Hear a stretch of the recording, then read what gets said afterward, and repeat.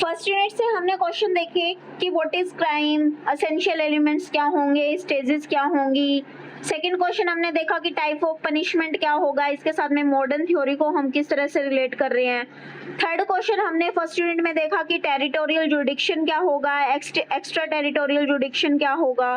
ठीक है, अगर एक पर्सन को अरेस्ट कर लिया जाता है तो उसको कौन कौन से राइट्स जो हैं वो मिलते हैं। उसके बाद में एक अबेटमेंट का हमने देखा, और उसके साथ में मैंने आपको बताया कि एक बार आप जो है आपका गिविंग फॉल्स एविडेंस और फॉरबिटिंग फॉल्स एविडेंस है, इसको भी इसके साथ में जो है कनेक्ट कर लेना।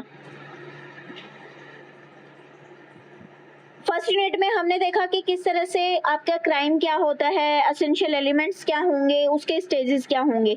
सेकंड यूनिट में हमने पनिशमेंट के बारे में, फर्स्ट यूनिट में हमने सेकंड क्वेश्चन जो है वो आपके पनिशमेंट से डील किया। थर्ड क्वेश्चन जो मैंने आपको बताया वो आपको टेरिटोरियल जुडिक्शन और एक्स्ट्रा टेरिटोरियल जुडिक्शन से बताया।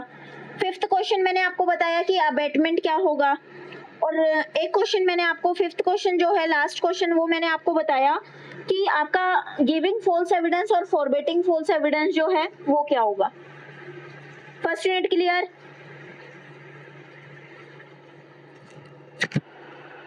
सेकंड क्वेश्चन, सेकेंड यूनिट जो है, सेकेंड यूनिट से क्वेश्चन कई बार आता है कि क्रिमिनल कॉन्स्पिरेंसी क्या होगी। तो क्रिमिनल कॉन्स्पिरेंसी को हमने इंटेंशन के साथ में डील किया हुआ है। ठीक है, डिफेंस, प्राइवेट डिफेंस के बारे में, बॉडी और प्रॉपर्टी के अगेंस्ट नेक्स्ट क्वेश्चन। उसके बाद में उसके आगे जो नेक्स्ट क्वेश्चन आता है वो आपके कॉमन इंटेंशन और कॉमन ऑब्जेक्ट से डील करता है। और इसी के अंदर आपके सेकेंड यूनिट के अंदर एक क्वेश्चन और बनता है अनलॉफुल असेंबली का। तो जब अनलॉफुल असेंबली की बात करते हैं ना, तो वो हम कॉमन इंटेंशन के साथ में कवर कर लेते हैं। हो जाएगा सेकेंड यूनिट। बाद में थर्ड यूनिट आती है। थर्ड यूनिट में अभी हमने जो मर्डर और कल्पेबल होमिसाइड को जो है नहीं पढ़ा है, तो उसको हमें पढ़ना है। कल्पेबल होमिसाइड और मर्डर, इनको हमें पढ़ना है, अभी हमने पढ़ा नहीं है। तो ये आपका एक इम्पोर्टेंट क्वेश्चन है। एक जो नेक्स्ट इम्पोर्टेंट क्वेश्चन बनता है वो आपका हर्ट और ग्रीवियस हर्ट बनता है। हर्ट और ग्रीवियस हर्ट बनता है। तो हर्ट और ग्रीवियस हर्ट तो हम इजीली पढ़ चुके हैं, सेक्शन 319, 323, 326, 320 पढ़ के आए हैं ना। और उसके बाद में एक आपका थर्ड यूनिट के अंदर एक इम्पोर्टेंट क्वेश्चन और बनता है, और वो क्वेश्चन आपका बनता है किडनैपिंग का और अबडक्शन का। तो किडनैपिंग और अबडक्शन का क्वेश्चन तो हमने बहुत अच्छे से जो है क्लियर किया हुआ है। क्लियर। उसके बाद में आपको दिया फोर्थ यूनिट। फोर्थ यूनिट से आपको क्वेश्चन आपसे एग्जामिनर पूछ सकता है कि थेफ्ट क्या होती है, रोबरी क्या होती है, या फिर डकॉइटी क्या होगी, एक्सटॉर्शन क्या होगा। मतलब इसके अंदर आपके प्रॉपर्टी से रिलेटेड जो ऑफेंसेस है ना, वो एग्जामिनर एग्जाम में पूछता है। कई बारी सॉरी, कई बारी वो चोरी और एक्सटॉर्शन को एक साथ में ले लेता है। कई बार एग्जामिनर क्या कहता है, एक्सटॉर्शन और रोबरी को एक साथ में ले रहा है, और कई बार रोबरी और जो डकैती है, डकैती जो है, उसको एक साथ, उन दोनों के बीच में डिफरेंस जो है वो पूछ लिया जाता है। और इसी से ही फोर्थ यूनिट से ही आपका एक क्वेश्चन और बनता है, वो आपका क्रिमिनल ब्रीच ऑफ ट्रस्ट और क्रिमिनल मिस एप्रोप्रिएशन का क्वेश्चन जो है वो यहाँ से बनेगा। उसके बाद में नेक्स्ट आपका आता है फिफ्थ यूनिट।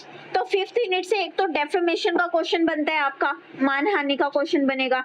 एक आपका क्वेश्चन बनता है जो हमने आज मॉर्निंग में ही पढ़ा है, ऑफेंस रिलेटिंग टू मैरिज, कि मैरिज से रिलेटेड जो है ऑफेंसेस वो कौन से होंगे।